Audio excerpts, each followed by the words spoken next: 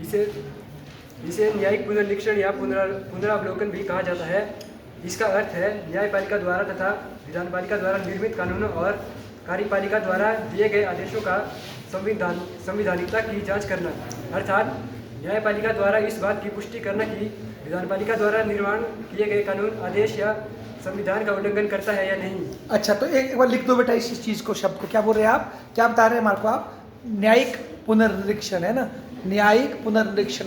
थोड़ा भी हमारे राहुल जी थोड़े नर्वस भी हो सकते हैं, ऐसा कुछ नहीं है। तो आप लोगों से पूछते हैं जुडिशियल रिव्यू क्या होता है। यस, ये जो हमारे फर्स्ट रो में इंटेलिजेंट बच्चे बैठे हैं, हाँ बेटा आप बता सकती हैं। सुना है आपने न्यायिक पुनर्निरीक्षण क्या होता है भारत में? नहीं, बिल्कुल नहीं। आपने पल्लवी जी आपने सुना है? कभी भी नहीं सुना जुडिशियल रिव्यू? अच्छा, कोई गैस करेगा भाई? कोई लड़के भी इंटेलिजेंट हो सकते हैं, ऐसा नहीं लड़कियाँ। आप बोलो भाई, न्यायिक पुनर्निरीक्षण क्या होता है बेटा? है कोई लड़का हाथ खड़ा करो जिसने पढ़ा है थोड़ा सा, ये पेपर तो आना ना ये सबको। आप बता सकते हैं क्या होता है न्यायिक पुनर्निरीक्षण? नहीं पता? वो यार बड़ी दुखी बात है, ये हमारे बच्चों ने सुना नहीं इसके बारे में। तो फोन में देख लो भाई, जान लो, है ना। किसी को पता है तो हाथ खड़े करो। ये शायद ये बता देगा लड़का, ये थोड़ा तेज लग रहा है मुझे। हाँ आप बोलो क्या होता है न्यायिक पुनर्निरीक्षण? न्यायिक पुनरीक्षण सर, जैसे न्याय का पुनः से निरीक्षण, मतलब जांच करना फिर से। जो भी इन्होंने बोला कि जो विधायिका है जो मतलब कानून बनाती है, क्या वो कानून सही बना है, उसका निरीक्षण करना, मतलब जो इम्प्लीमेंट हो चुका है उसका फिर से निरीक्षण करना, पुनर्निरीक्षण। शाबाश, है ना। देखो इसको बोलते हैं इंग्लिश में हम, जैसे सर बता रहे हैं हमें, जुडिशियल रिव्यू। क्रिकेट में भी रिव्यू लेते हैं, रिव्यू लो जी रिव्यू। एम्पायर ने गुट्ठी खड़ी कर दिया, आउट। आप बोलते हैं आउट नहीं है, दोबारा लिया जाता है रिव्यू, आउट है कि नहीं है। इसी तरह से हमारे देश की न्यायपालिका, सरकार जो कानून बनाती है, ठीक है जी, और मतलब पार्लियामेंट जो कानून बनाती है, सरकार जो कानून लागू करती है, दोनों को कानून कैसे बनाए, गलत तो नहीं बनाए और गलत लागू तो नहीं किया है, दोनों को चेक करती है। और जो कानून संविधान के खिलाफ है, मौलिक अधिकार के खिलाफ है, उनको वो क्या कर देती है, उसी टाइम रद्द कर देती है। ठीक है, इसको बोलते हैं न्यायिक पुनर्निरीक्षण की शक्ति। ये हमारे देश का एक यूनिक फीचर है जो हमने अमेरिका के संविधान से लिया है। थोड़ा देखो जरा, नेट में सर्च करो बेटा। बोलो आगे राहुल, और खुल के बोलो, जम के, डरो नहीं, खुल के बोलो। जस्टिस मार्शल पुनर्निरीक्षण के जनक माने जाते हैं। उनके शब्दों में यह न्यायालयों द्वारा अपने समक्ष लाए गए विवादों में कानूनी अधिनियमों और कार्यकारी या प्रशासनिक कार्य की यह जांच करना है कि ये लेख संविधान द्वारा वर्जित है या संविधान द्वारा दी गई शक्तियों का अतिक्रमण तो नहीं करते हैं। शाबाश, इसका बोल रहे हैं, नाम ले लिया भाई ने, जस्टिस मार्शल। अमेरिका के एक जस्टिस थे, जस्टिस मार्शल, जिन्होंने फेमस केस था मार्बरी बनाम मार्शल कि ऐसा कुछ केस था, देखो चेक नेट में मिलेगा आपको। उसमें पहली बार उसने ये पावर यूज़ की थी, तो वो इसको एक्सप्लेन कर रहे हैं, देखो इनके लेक्चर में। शाबाश बेटा, और बोलो। साधारण शब्दों में इसके तहत न्यायपालिका संसद और विधानसभा द्वारा बनाए गए कानूनों की जांच करती है। यदि वे असंवैधानिक हुए तो उन्हें रद्द या अमान्य भी घोषित कर सकती है। बहुत बढ़िया। और कोई बच्चा तब तक फोन में सर्च करो, भारत के इतिहास में कौन सा आज तक का सबसे फेमस ऐसा कोई कानून था जो सरकार ने रद्द किया? देखो जरा, ढूंढो, नॉलेज अपने सर्च करो इसमें। बोलो बेटा आगे बोलो। बहुत बढ़िया, आपके दीवाने वहाँ से शूट नहीं कर रहे बंदे से, बोलो। ठीक है, ठीक है। यदि भारतीय संविधान में किसी भी अनुच्छेद में सर्वोच्च न्यायालय या उच्च न्यायालय की न्यायिक पुनर्निरीक्षण की शक्ति का स्पष्ट वर्णन नहीं है, फिर भी संविधान के कुछ अनुच्छेदों में इसका वर्णन है, जैसे अनुच्छेद 13(2), अनुच्छेद 132, अनुच्छेद 32, अनुच्छेद 141, 226 तथा 246 में इसका वर्णन स्पष्ट रूप से मिलता है। लिखो बोला इसको, कौन कौन से आर्टिकल बोले आपने?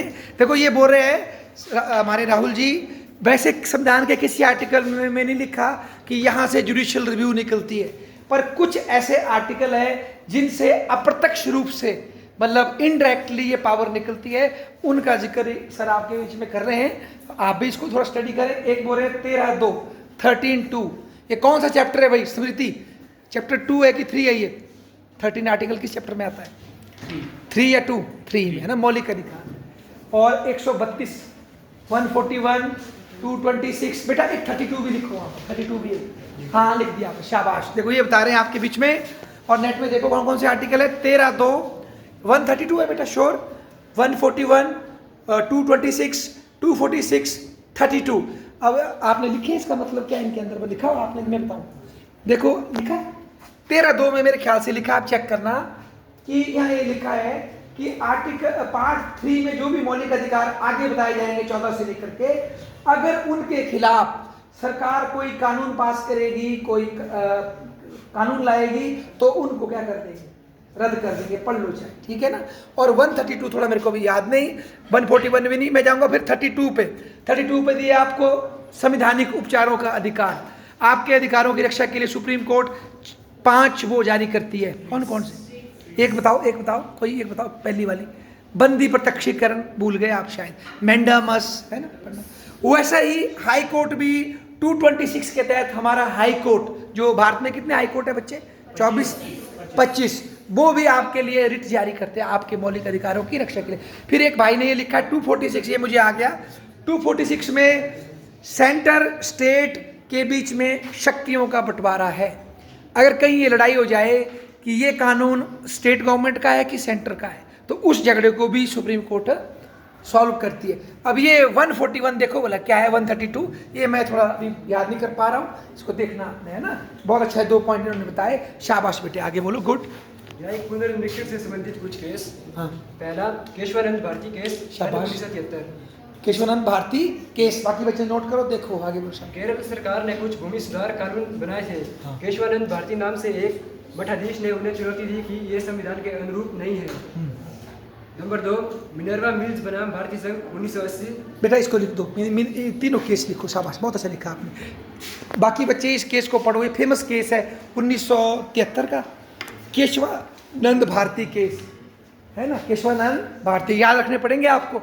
और इस केस में बोला क्या, ये पता होना चाहिए अल्पाल का। ये जैसे सर ने बताया, ये एक मठ के अधीश थे, मठ के पास बड़ी जमीन थी, तो केरल सरकार बोलती है हम इसकी जिम्मी ले लेंगे और गरीबों में बांटेंगे। तो ये चला गया, कहाँ चला गया बंदा, सुप्रीम कोर्ट में, कि भाई ये मेरी मौलिक अधिकार है, मेरी संपत्ति मत छीनो। तो उस टाइम सुप्रीम कोर्ट ने कुछ कहा उस आदेश में, क्या कहा उसको देखो, है ना। अच्छा, दूसरा बोले बड़े भाई, मिनेर्वा मिल बनाम, शाबाश बेटा, भारतीय सरकार संघ, अच्छा शाबाश, 1900, हाँ बोलो शाबाश। अब क्या हुआ था इस केस में बताओ। 42वें संवैधानिक संशोधन सन 1976 ने संसद की शक्ति को बढ़ाकर कहा था कि उसकी संशोधन शक्ति असीमित है। कोर्ट ने कहा कि संसद संविधान की मूल संरचना को छू नहीं सकती तथा उसकी शक्ति असीमित नहीं है। अच्छा, इसमें देखो बेटा, अगर आपको याद होगा ना, सोनी भाई फिर बच्चे शोर कर रहे, संविधान में संशोधन किस आर्टिकल से करते बताओ, 3 कितना, हाँ 368। तो इंदिरा गांधी जी ये कह रहे थे, एक वक्त उनकी सरकार थी, कि अगर संसद में मेरे पास बहुमत है तो मैं संविधान में कोई परिवर्तन कर सकता हूँ, बहुमत है जो है तो कर लेंगे। पर कोर्ट ने बोला नो नो नो, आपकी जो ये पावर है ये लिमिटेड है। किसमें बोला था, इस केस में, मिनेर्वा मिल बनाम भारतीय संघ केस 1980 ना सर, इसमें ये कॉन्सेप्ट आया था, केशवानंद भारती में पहले आया था वो कॉन्सेप्ट, लिखो बोला बेसिक स्ट्रक्चर, लिखो basic structure of constitution, basic structure of constitution, ये कॉन्सेप्ट पहली बार आया था, ये इसने दिया है न्यायिक पुनरीक्षण ने। बेसिक स्ट्रक्चर ऑफ कॉन्स्टिट्यूशन, संविधान के मौलिक ढांचे का सिद्धांत। कोई बच्चा बताएगा क्या मतलब है इसका? इसका मतलब है संविधान में कुछ ऐसे नियम है जो कोई सरकार नहीं बदल सकती, कितनी भी मेजॉरिटी उसको मिल जाए वो उसको नहीं बदल सकती। तो इससे क्या हो गया, पार्लियामेंट में चाहे मेरे को कितने भी वोट मिल जाए, कितने भी एमपी हो, पर मैं पूरे संविधान को बदल नहीं सकता। ये है बेसिकली कॉन्सेप्ट। आगे बोलो, शाबाश बेटा। नंबर 3 इंदिरा गांधी बनाम राजनारायण सन 1975। शाबाश। राजनारायण ने इंदिरा गांधी की चुनावी जीत को इलाहाबाद हाईकोर्ट में चुनौती दी थी। गुड। संसद ने 39वां संवैधानिक संशोधन करके प्रधानमंत्री के चुनावों को न्यायिक समीक्षा से बाहर कर दिया था। ओहो, लिखो इसको, एक केस फेमस केस है, लिखो शाबाश, राजनारायण वर्सेस इंदिरा गांधी, ये फेमस केस है 1975 का। इसमें हारने के बाद ही गवर्नमेंट ने फिर बाद में इमरजेंसी लगाई थी देश में, है ना।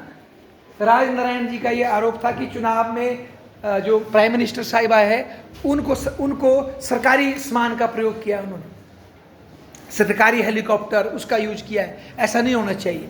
तो बाद में कोर्ट ने उनके फेवर में फैसला किया। तो भाई बता रहे संविधान में संशोधन कर दिया और राष्ट्रपति के चुनाव की बहस को सुप्रीम कोर्ट से क्या कर दिया, बाहर कर दिया बहस से। तो बाद में इमरजेंसी लगी थी। ये फेमस केस है राजनारायण वर्सेस इंदिरा गांधी। आगे बोलो, शाबाश। इस केस का निर्णय यह रहा कि सुप्रीम कोर्ट ने कहा कि चुनावी संबंधी विवादों पर न्यायालयों का अधिकार छीनना मूल संरचना का उल्लंघन है। न्यायिक पुनर्निरीक्षण स्वयं संविधान की मूल संरचना है। अच्छा देखो कोर्ट ने क्या बोला था उस टाइम, नहीं भाई आप ऐसा नहीं कर सकते, हम तो डिस्कस कर ही सकते किसका किसका चुनाव गलत हुआ कि ठीक हुआ, तो कोर्ट ने स्टैंड लिया था।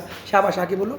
इसके अतिरिक्त कुछ केस और हैं, जैसे एक गोपालन बनाम मद्रास गणराज्य सन 1950, शाबाश, AR कोएलो बनाम तमिलनाडु गणराज्य 2007। अच्छा लेटेस्ट है ये ना, शाबाश बेटा, बहुत बढ़िया। इसका निष्कर्ष यह निकलता है कि न्यायिक पुनर्निरीक्षण भारत के लोकतंत्र की सुरक्षा की ढाल है। यह संसद और कार्यपालिका पर नियंत्रण रखता है। संविधान की मूल संरचना, सिद्धांत, मौलिक अधिकारों की सुरक्षा और सत्ता के दुरुपयोग पर यह रोक लगाता है तथा न्यायिक पुनर्निरीक्षण द्वारा ही संभव है। बहुत बढ़िया, हो गया, बोल दिया। अच्छा मुझे एक बात लास्ट में अपने शब्दों से बताओ, जो आपने लास्ट में बोला ना लाभ, क्यों जरूरी है ये न्यायिक पुनरीक्षण की शक्ति? अपने शब्दों में तो पढ़ा ना आपने, आप समझ रहे क्या लग रहा है आपको, क्यों जरूरी है ये शक्ति बताओ? कैसे सरकार को रोक लगाता है, बोलो शाबाश। सरकार अगर सर कोई गलत कानून बनाती है तो उस अगर जांच होगी तो फिर वो नहीं होगा। हाँ वो पास नहीं होगा ना। देखो बच्चों क्या होता है, लोकतंत्र का मतलब ये भी नहीं होता कि अगर इस क्लास में 100 में से 90 बंदे ये बोल रहे हैं कि फलाने बंदे को चंडा मारो, उसकी बात सिर्फ आपसे थोड़ी अलग है, वो आपसे सहमत नहीं हो रहा, तो हम बोलेंगे इसको पिटो जी, तो 90 कर रहे हैं हाथ खड़े और 10 उसके साथ है, तो क्या ये सही बात है? लोकतंत्र का मतलब ये नहीं होता जो ज़्यादा बोलेंगे वही करना है, इसका मतलब ये भी होता है जो कम बोल रहे हैं उनकी भी हमने इज्जत रखनी है, तंग नहीं करना उनको गलत कि वो मान नहीं रहा तो ज़बरदस्ती करेंगे उसके साथ, ऐसा ना हो। तो इससे बचने के लिए मान लो मेरे को पार्लियामेंट में कंप्लीट मेजॉरिटी मिल गई, मैं बोलूँ मैं जो चाहे वो करूँगा, तो उसको कौन रोकेगा? उसको रोकने के लिए न्यायिक पुनर्निरीक्षण की क्या है, शक्ति है ना, ये हमारी डेमोक्रेसी को मजबूत करती है, और जो मेजॉरिटी का जो डर है कि मेजॉरिटी जो है किसी कुछ भी कर सकती है उसको रोकती है। ठीक है बेटा, लिमिटेड गवर्नमेंट, जिसकी बात जॉन लॉक ने की कि गवर्नमेंट की पावर्स क्या होनी चाहिए, थोड़ी सी लिमिटेड होनी चाहिए ताकि तानाशाही ना हो। ठीक है, तो ये राहुल ने बताया, ताली बजाओ उनके लिए, बहुत बहुत धन्यवाद। शाबाश।